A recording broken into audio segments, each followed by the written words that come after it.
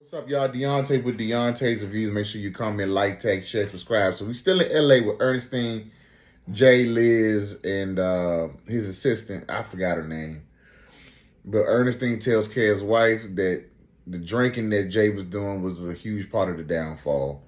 So it seemed like they're gonna do some one-on-one. Liz gonna get Ernestine and Kev gonna get Jay to kind of see individually what the issues were. And I feel like by the end of this trip, they gonna cross the line again and be back together in some way, shape, or form. They gonna cross the line before they get back to Atlanta. That's what I think. I could be wrong, but that's what I think. Let's go.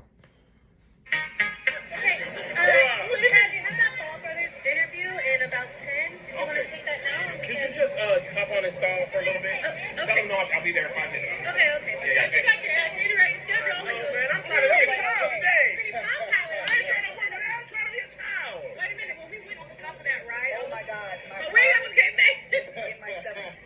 In fact, I'm thirsty now. Yeah, you want me to get you some food? Yeah. I can do so. I'll get it. I can get it for you guys. No. We'll get it. Me and Jay will go get it. As men, we will chivalry y'all up. Absolutely. We'll be back with refreshing treats. I know what you want. Lemonade. Give me some lemonade. Coke, please. Mango lemonade. Man, it's so pretty. Haven't been out on the beach in so long. Yeah, absolutely. And the last time I was here, I took my mom in town, and she was right here on these rails, overlooking the ocean. So pretty. Doing okay. So what's really happening? What's Really happening with you and Jen? What's happening? I don't understand why you come all the way to LA and this is the first Kevin and I are hearing about you guys. Can we talk about this for a minute? Do you mind giving us just a minute? Yeah. Thank you. I honestly just hadn't even thought about just, letting my LA family know stuff, but yeah.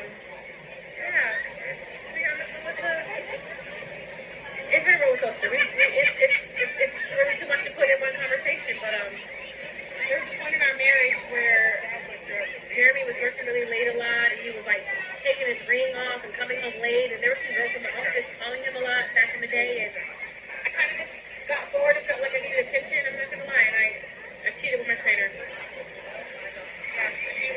For how long did it go on? The trainer didn't last long. It was a very quick little spat, and I don't even know why I did it. It was stupid, but it wasn't just about that. Jay had issues. Jay started drinking really bad. I think work at the time he was project managing, and I think work at the time was just super stressful, and he was drinking, and the drinking got so bad. It's like Jay becomes a different person when he drinks. A completely different person, and it just led to me feeling unseen, unheard, not loved, and I started getting into other things, and other people. Did you guys try counseling? Did you go to AA? Like, what did you guys do? Your son's from marriage. I know. And to throw it all away after 10 years? I know. So while I get it, they are proponents of marriage. Every marriage is just not gonna make it. Every marriage is just not gonna make it. Not every marriage is salvageable, especially when you start out under false pretenses, you start out on a bunch of lies and all of those things, right? It's hard to save something that never had a solid foundation to begin with. It's hard to save a marriage when the whole thing was built on sand, and based upon the weather and the water, the sand gonna shift all the time. It's nothing sturdy, it's nothing solid there. There's a sense of her taking accountability, Ernestine here. But nonetheless, it's almost like she's saying that because he was drinking, because he was doing this and doing that, that was her reasoning for going out to cheat. But regardless of your reasoning why that pushed you, you got to own the fact that you made a sound decision to go out there and cheat. You made a decision to go out there and entertain your trainer, rather than doing all you can to work with your husband, going to counseling, doing whatever you need to do. But we see this happening in marriages all over the world, all over the country. And I think there's something to be learned here in terms of how do you practice healthy conflict resolution skills within your marriage? You know, because I believe, I mean, we haven't seen the genesis, like the very beginning of their marriage, but they were well married by the time they came into Skitland.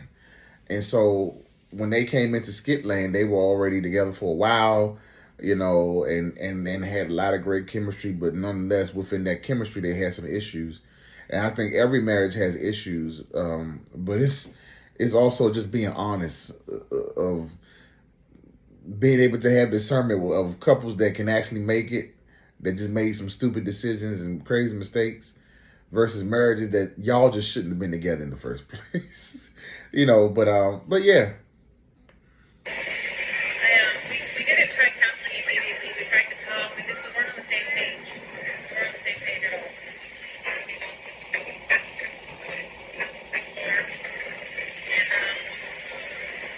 And it worked. And now, the last year's been chaotic for us. Extremely chaotic. But my mom transitioned.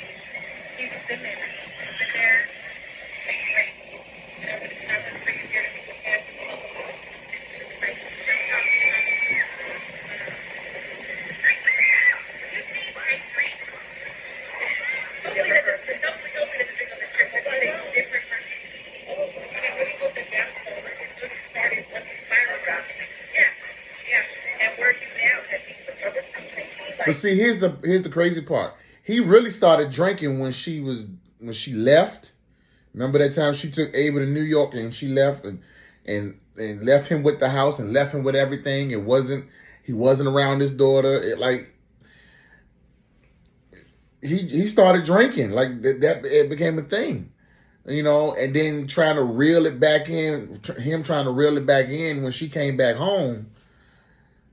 It was difficult when he didn't. When he had been conditioned and made it a habit. Yeah.